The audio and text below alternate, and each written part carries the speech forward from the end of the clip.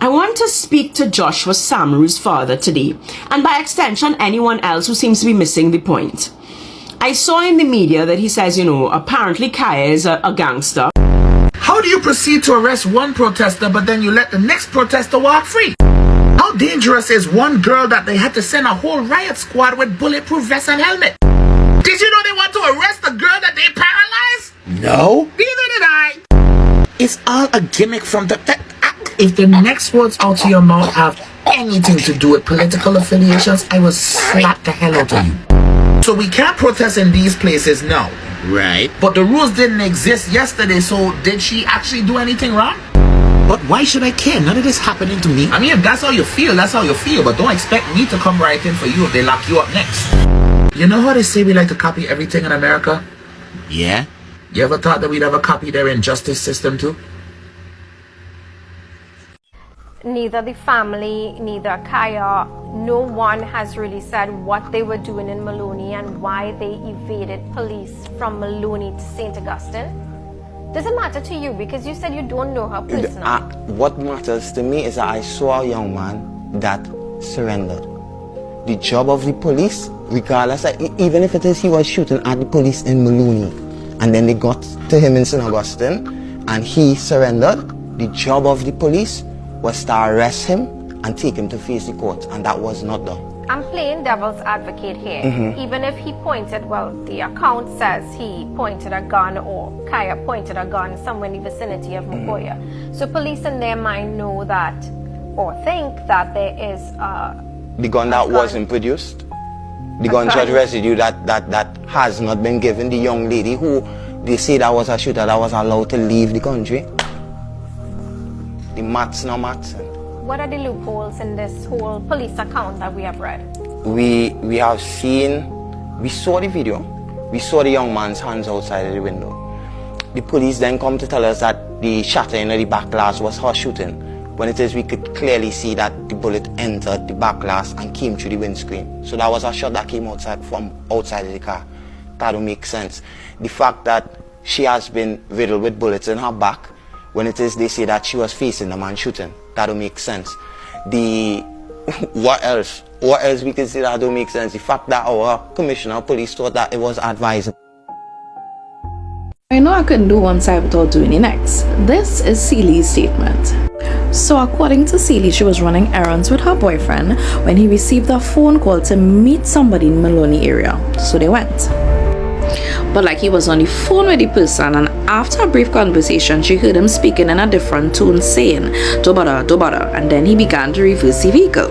Right after, a marked police vehicle pulled up and an officer exited with the firearm already drawn. So Samaru, Josh, like he digs out at him. She said she repeatedly asked Joshua to stop, but he refused. But Celi is stating that that same fella went into the police vehicle that pulled up on them, and then the chase ensued. So now they're running from police from Maloney to St. Augustine, and then the vehicle later crashed, according to Celi.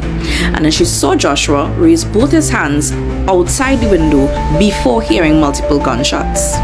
She said at no point in time did she or Joshua have any sort of firearm or possess any firearm. We also see below here the warrants that were issued for Celi. 3 counts of shooting with intent to cause grievous bodily harm, as well as manslaughter in connection with Samaru's death. She then states she's never held a gun in her life, and right now she's out of the country seeking medical intervention for all of the injuries that she incurred. Now we all know this is Celi's story. There are 2 sides to the story, and then the truth. The nation is sitting on looking at this, The truth will be revealed. Mr. Commissioner, I'm saying it again. Get your act together, because you will have a very, very, very sleepless night if this thing don't come out to be the truth, nothing but the truth. So help me God. The police commissioner has since extended condolences to the family and confirmed that officers from the victim and witness support unit had been dispatched to meet with the family. He, however, denied the incident was an abuse of police power and more so under the existing state of emergency.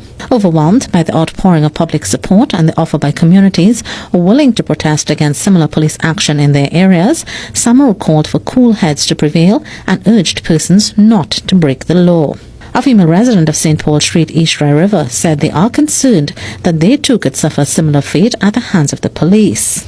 It is total injustice. That is execution style. We need justice. We're calling for justice for the family. We're calling for the Prime Minister, for the Minister of National Security to come out and give the public answers, because this video went worldwide. Have it not been for that video, they would have said anything and got away with it. Residents in East Dry River say they face similar police action in their community and have described the zones of special operations as oppressive and unfair to the poor. The PCA is urging anyone with information to come forward. As investigations continue, the Prime Minister says she will wait for the official findings before commenting further on the shootings. As I told Trinidad and Tobago, when this incident occurred, I wanted to come out and show everybody the evidence that the police were gathering. But I was stopped because we need to express these things in a court of law, and by us doing that, it would prejudice the outcome of the investigation and the matter in the court. So I held my tongue. Other persons have decided to expose what they have uncovered as what they believe to be the truth. And they are causing confusion and drama and bacchanal behavior in the public. And I want to urge the public to remain calm. Everyone will get their day in court, and it will be expressed before a magistrate, before a judge, before a jury, and not trying to circumvent persons' rights to expression or freedom of expression. What we are doing is that we are trying to tell persons that there is a right and proper way to do things. There is something called the rule of law. My officers took pains to explain to these protesters before embarking on their protest as to what was expected of them. And they decided to throw caution to the wind. The police had to act. We are not living in a lawless society. Trinidad and Tobago, a lot is going on in our country right now. I plead, I ask the authorities, especially the TTPS, please engage our young people with a little bit more care and a little bit more control at this time. Our young people right now are frustrated, they're angry, and they have every right to be. They have serious concerns and questions that are not being answered, and legitimate concerns and questions. Instead, the response from the Prime Minister and the leadership of this country is to attempt to vilify our young people and our youth. I reject that. Don't vilify our youth and our young people. It's their country as well, and they have every right to express themselves within the boundaries of the law. Instead, let's engage our young people and our youth. Let's provide the guidance. Let's provide the answers. They are demanding accountability and transparency, which we all want if we want a better Trinidad and Tobago. Young people, don't give up hope. Abide within the confines of the law, and you have every right to demand answers and to demand that you be engaged with once you do so within the law. And we will engage you because we must, and we must do so respectfully. This is our Trinidad and Tobago, and the young people are the future of our great nation. So let us go forward with more empathy, more understanding, and let's address our youth in a respectful manner and engage with transparency and accountability. May God continue to bless Trinidad and Tobago. I'll say it honestly, I'll be vulnerable about it. I would personally consider myself a coward, basically. Like, growing up and thing, all the way up until like recent times, my constant experience is when you stand up to people who are wrong, when you call them out on your shit, you know, when you like confront them to the face, like, hey, X by whatever you're doing is wrong, whatever, I can't find the words. Usually, from my experience, it never changes anything. So many personal times in my life, I've seen immoral people win. I've seen people who treat women poorly. I've seen people who just bully fellas and thing. I've seen girls who does bully other women and thing. I've seen all of them just like get through. Even when they get held accountable and everybody sees what they did and hears about what they did, they still end up staying like popular or staying in their positions of power. So coming back to me being a coward, most of the time I would just keep my mouth shut. Like I just learn to I just get so demotivated to say something about it. I just wouldn't say anything. I'll just leave it, let it happen, like, oh, this person is like this person like that. What are you gonna do?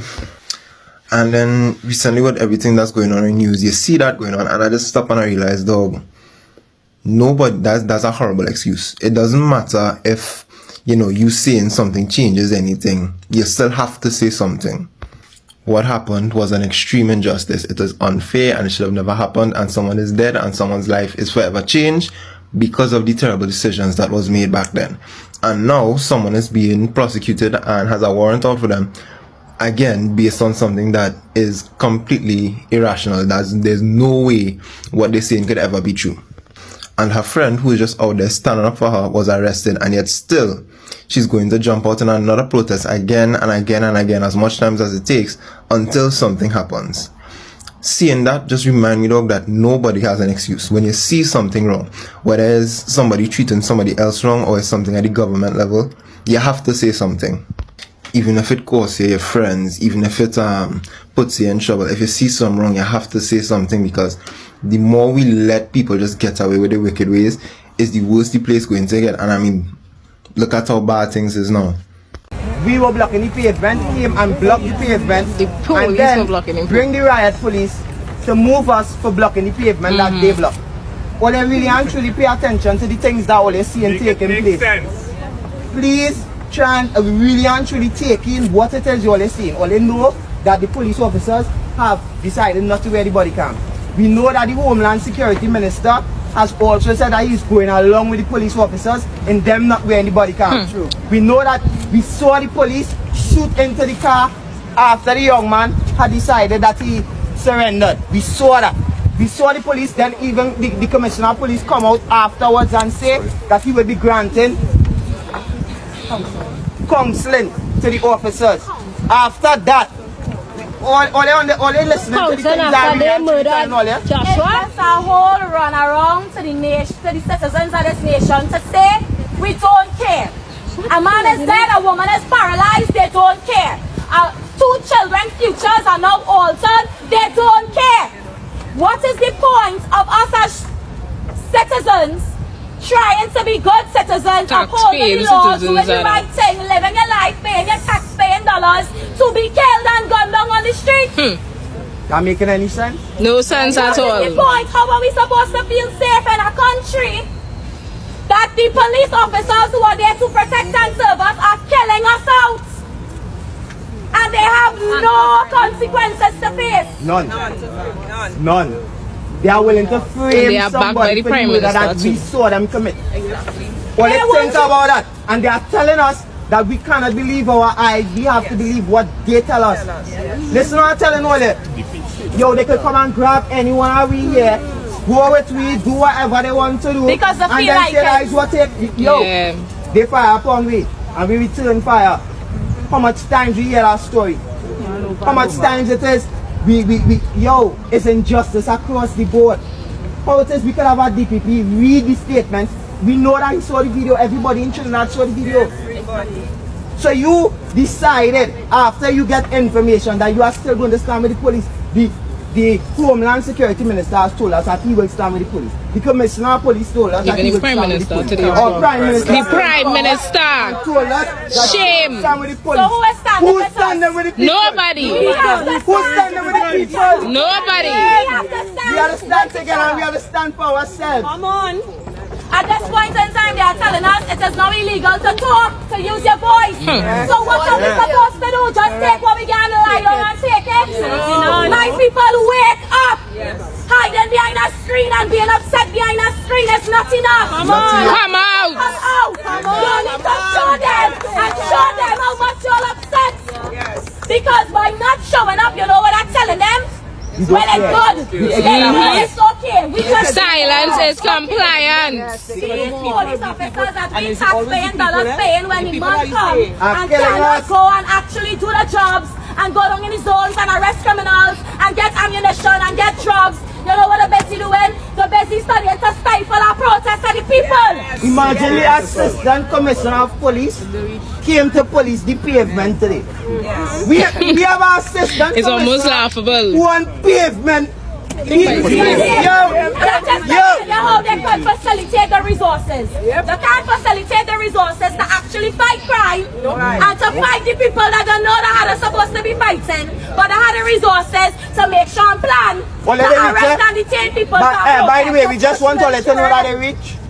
Mind you, there were several children present. They following us. Several of them were assaulted. I'm talking about 5-year-olds and 2-year-olds.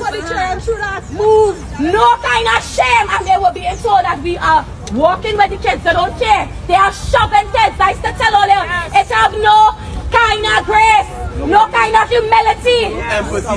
No empathy. That's the word. They don't care. No empathy. They don't care. And we as the people, guess what? We still respect. I don't think them as human people. No, it's institutional. Once the police come across the check, they're no longer human. Yeah, that is it.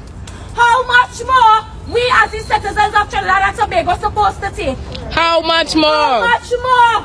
And what the SOA doing? What is the point? The SOA is unconstitutional. Caribbean cousin, Joshua Samaro's father has now changed his mind and now speaking out in defense of Kaya in the case of his son shooting death. He's calling for the resignation of Madam Boss Lady, yeah right, Commissioner of Police and Homeland Security. He accused them, allegedly, of covering up his son shooting death. Mr. Samaro, one of the hardest things on this earth any human being can face is burying your child. For that reason alone, the people of Trinidad and Tobago and Kaya will grant you grace, because not too long ago, you and your daughter stand 10 toes down and agree with the investigation that Kaya was the shooter in your son's death. And I say again, for that reason alone, the people of Trinidad and Tobago and Kaya will give you grace. I want to speak to Joshua Samaru's father today, and by extension anyone else who seems to be missing the point. I saw in the media that he says, apparently Kaya is a gangster, and so he has to just go with that. No, our constitution doesn't work that way. We are all guaranteed innocence until proven guilty. That means we don't get to go with it. If we were just going with it, then persons like David Lee, who's out on bail, who's been charged and arrested, wouldn't be enjoying life on our tax-paying dollars. He continues to sit in Parliament and serve and earn an income, even though he is out on bail. We have many other ministers who are before the courts, who have allegations of different versions of corruption against them. They continue to enjoy the right of innocence until a court proves them guilty. Which brings me back to my original point that I've continued to say. A court proves them guilty. Nobody's taking politicians and lining them up and killing them violently without a court proving them guilty. The TTPS crossed the line. Whether or not Kaya was a gangster, unless she was shooting at them and their lives were in danger, they used excessive force, which is illegal. And might I remind the country that in a situation as what we all saw on video footage, there can be many guilty parties.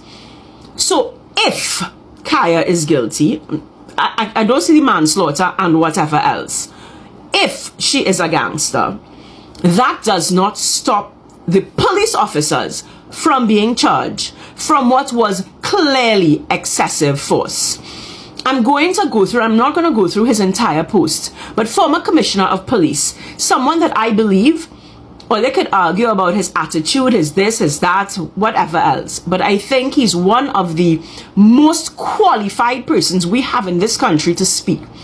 And he listed about 10 points as to why Guevara has questions to answer. And I'm going to go through them. Was Kaya tested for gunshot residue while she spent several days in the hospital? We are reliably informed that she wasn't. Was she informed that she was a suspect? According to Kaya, she's shocked. So clearly she was not told she was a suspect. Why was she allowed to travel?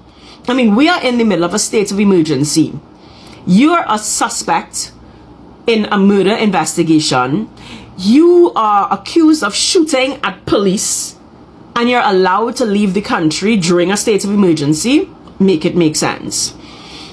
Okay, this one, I didn't think about it before. I mean, but again, that is why we allow the experts to speak. And so this one I'm going to that's specifically from Gary Griffith's post on the questions that Guevara has to answer. In the video, one of the officers returned his automatic weapon to his side and then drew for his firearm. There were a few seconds where, in lull in time, right? If the suspect was neutralized, why continue shooting? And according to Gary Griffith, that would be a point of excessive force, which is illegal.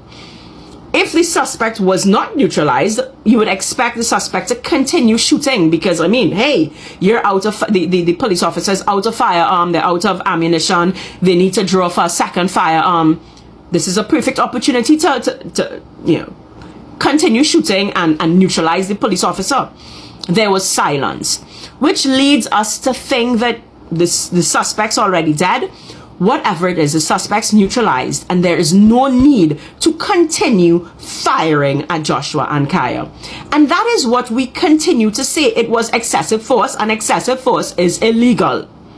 This is not about Joshua and Kaya. It is not about their criminal record. It is not about whether they may have been gangsters or they what or whatever. The TTPS has a duty to use minimal force. It is illegal for the TTPS to use excessive force. 90% of the shots fired and connected was at Joshua Samru, whose hands were in the air. Another point that Gary would have raised is the fact that Kaya's wounds do not line up with the story being told. Someone who's shooting at you will not be her gunshot wounds will not describe someone crouched down, be shot at the back, and that's the evidence just simply isn't there.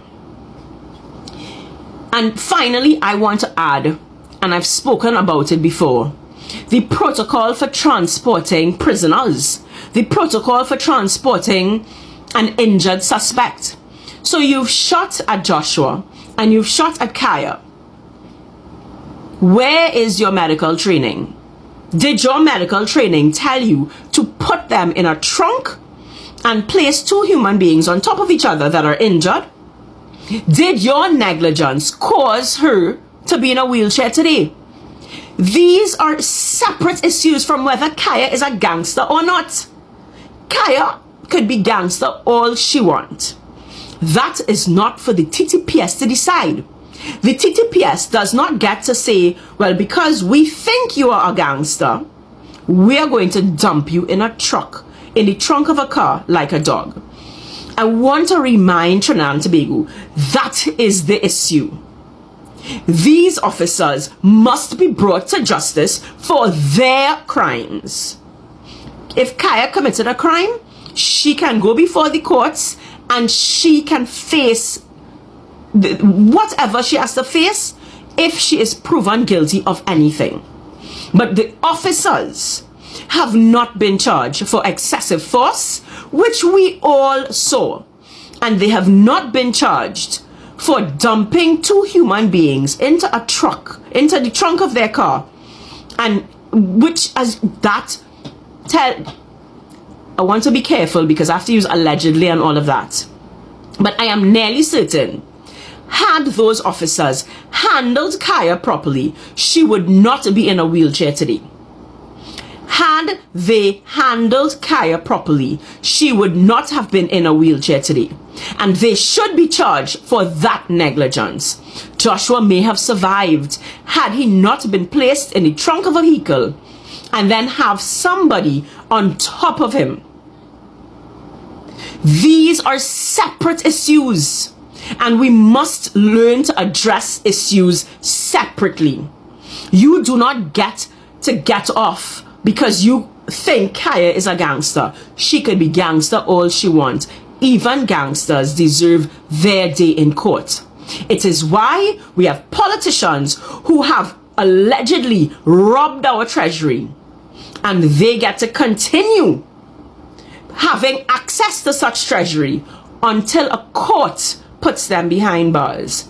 Trinidad and Tobago, stop conflating issues. Justice is important. It is said that there can be no peace without justice. We want to fix our crime situation. Then those regular citizens, those citizens who feel as though there is no justice for the regular Jack and Jill on the street, until we feel that we live in a land of justice, there will be no peace. And that is why this issue is so important. Until there is justice, there will be no peace. Thank you so much, the people of Trinidad and Tobago, for following up on these stories, for coming to the streets of TNT and fighting for the rights of the good people of Trinidad that is now against police brutality, which was majorly caused by the story of Kaya Sili and Joshua Samaru and many other stories that have never been come to the internet. So the people of Trinidad are saying that something is not adding up in regard to the Kaya Sili story. And they are telling the government, like, no, that is not the case. Why are you going after somebody that is not even doing well? And again, this person did not retaliate according to the CCTV footage. You have also added that the CCTV footage that showed the moment Joshua was unalived and also the moment that Kaya got injured. I mean, that particular footage has been taken to United Kingdom for forensic analysis. And I can tell you it is very hard for the people of Trinidad to unsee whatever they have already seen. So that is exactly why people across the entire beautiful island of TNT are extremely angry, because for so many months, many of them believed that they knew what happened to Joshua Samaru, and we all saw the videos, or rather they all saw the CCTV clip or footage. So the people of Trinidad and Tobago are now hearing the police version of the story, and now there is another version of the story, and currently this entire story has taken another dramatic style that you cannot even fathom, because you see, the same case that sparked protests against police brutality is now being presented in a completely different way. And of course, many questions are arising, a lot of them, in fact. And back in January this year, that is now we are in 2026, earlier this year, Joshua Samaru, may his soul rest in eternal peace. He was unalived during a police operation in St. Augustine. So, together in his car, he was with his girlfriend, Kaya Sili, who got injured seriously in that particular attack or operation. And honestly, that was, leaving the girl partially paralyzed, it's just like you've just finished her. So at first, the police said that, there was a shootout. They shot the police and the police shot in return to protect themselves. But after some few days, a video appeared online of how these people were shot at, and the video changed everybody's perception of the story. So this particular footage that came out and appeared online, of course it was posted by somebody, it showed that Joshua Samaru was had actually raised his hand in the air outside the vehicles moments after the car got something like a mini accident, and then the police straightly opened the fire. And I can honestly tell you, once you have already seen that, there is no any other twist that can convince you that something else happened. So this has sparked an outrage among the beautiful people of Trini, and they are seeing what happened and they are condemning it, they are against it, and they are against police brutality. So they are asking so many questions. Number one, whether Joshua Samaru had actually surrendered. And I can tell you, he surrendered. We saw his hands in the air. People want answers. People wanted investigations to happen. It happened. People wanted accountability. And then now we are seeing protests because they no longer have the trust that they had. And we are seeing Trinis are gathering in the streets, and they are protesting peacefully, though some are being arrested, and that is why somebody was making fun of it, like, why go for somebody that is protesting, and yet we have another person there that is also protesting. Why can't you arrest all of them? So the people of Trini are actually accusing the police of using excessive force, and I can tell you that this particular case has quickly become one of the biggest national conversation, not only in Trinidad, but the entire island, the Caribbean islands, and the entire world. And I can tell you that it's not just about the shooting, but about the concerns of the powers that the police use, the force that the police use on ordinary citizens. And so many questions are arising day by day. Why was Joshua Samaru killed? Was why Kaya Sili shot? What exactly happened that day? Why did the official story seem to be extremely different from what people saw in the video? And for so many months, many of those questions remained unanswered. And then one time, we get to see a very shocking development. And now we have the DPP, that is not the Director of Police Prosecution, that said they are actually charging Kaya Sili, and not as a victim, but as a suspect. I mean, how? How? He did not shoot at the police at any point in time. She had already been shot. She was in the car, in fact. Nobody even got out of the car. So, I mean, that sparked a lot of doubt, I mean, the woman had already been hospitalized. And you see, oh my God, things are not adding up at all. So there was this lady, beautiful young lady, that had become the face of the protests against police brutality. I believe she's also a member of the Defender of Human Rights. And guys, she was actually accused of being in connection with Joshua Samaru's death. I don't know, like, do this? Does this story really make sense? Because according to them, warrants of arrest were issued to her, and there were allegations that there are so many charges that had been linked to her, and they did not really want to explain so many things. So we are all seeing Chinis coming out in large numbers condemning this act, talking, but I haven't seen anybody so far. I've not seen even one person supporting the government, because you see, they're saying they've already seen the evidence. Now, where's the transparency and the accountability? And the DPP in Trinidad and Tobago, they are wanted by the people to explain how investigators reached to the conclusion that Kaya needs to be or is being charged as the suspect.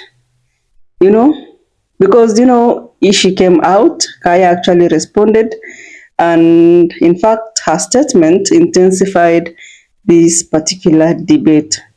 Herself, she was shocked, she was distressed, and she rejected the allegations, by the way, insisting that she was innocent and that she had no criminal record at all, and she had never ever, since she was born, had a gun or a firearm, something like that. So she was being wrongly portrayed as a criminal and an unaliver. So according to her response, she actually learned about the charges through the media reports. You see, because it was in the media stations, by the way. And again, I can tell you, another outrage, another debate. But in this, it actually, this is one of the cases that I've seen that don't have two sides, like those who support and those who don't support. This one, entirely, the people of Trinidad and Tobago, they don't support what this government is doing. And I agree with them. I support with them because, you could support something like this today and then tomorrow it happens to you. What will you do? What will you do, guys? So, the latest major twist in this story is that Joshua Samaru's father has changed his position. Earlier, when this case was when it had just happened, earlier in the month, he actually expressed a lot of disbelief about the allegation against Kaya. But after discussions with the family's attorney, oh man, he publicly said that his view had changed. And now Joshua's father and sister said that they now believe that the allegation being presented by authorities deserved serious consideration. That is something that shocked many people in Trinidad and Tobago, because for several months, much of the public conversation had focused on the police way of conduct. Now the attention is shifting toward Kaya herself, and many questions are being asked, like, what is this information that caused this reversal? And what's the evidence that the family has already seen? What is the evidence that the public has not seen? What will happen if the story is far more than complicated than many initially believed? So these questions, they keep growing, because every time there is a twist, because you see, there are these legal battles, they keep escalating. Something else happened within a moment. The protests are continuing in Trinidad and Tobago. Citizens are turning up in the streets. Activists are actually organizing peaceful demonstrations. Human rights advocates are speaking out, and Trinis are actually saying that they deserve transparency in this case. And then there is this other controversy whereby police, the TTPS, began making arrests during the protest. During that moment, I don't know if you saw that even in our previous clips. And one of the most visible one was the arrest of Abisa Philip. This beautiful lady had become a prominent voice in this movement, demanding answers in the Samaro Seli case. And during the demonstrations near the DPP's office, the police intervened. Arrests followed back to back.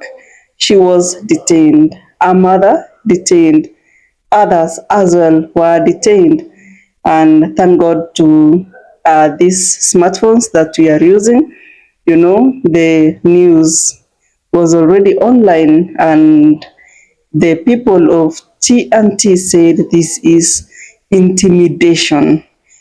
This is silencing the good people of TNT. But the police, on the other hand, they were saying that we are enforcing restrictions and maintaining public order, as if these people had not given out a notice that this is what we'll be doing today, tomorrow. You know, you have to give out notice to the police. So this is another debate now that you are talking about, and this is the point that we are at now, because now the conversation is no longer about Joshua Kaya. Now it's about the protests, the right of the protesters, freedom of expression, freedom for public assembly. This is what you are talking now. This is what is being fought for in Trinidad and Tobago now, and also how far the authorities should go when responding to demonstrations. Because people are questioning, why is it that peaceful protesters were arrested? Why is it that some activists are being arrested for demanding the right for accountability in this case? You see, some police representatives, they actually pointed out security concerns and emergency regulations. How now? These people are saying they actually gave out a notice that it is a peaceful protest. And this is where Trinidad find itself today, a country that is facing so much narratives.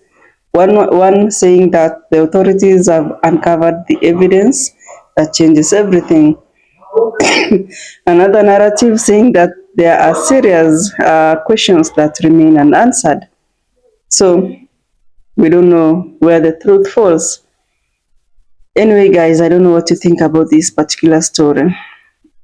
I would really appreciate if you comment down below and let us know what you think about it.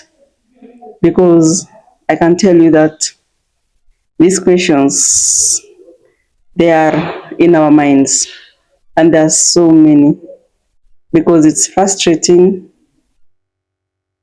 It makes people really, really angry.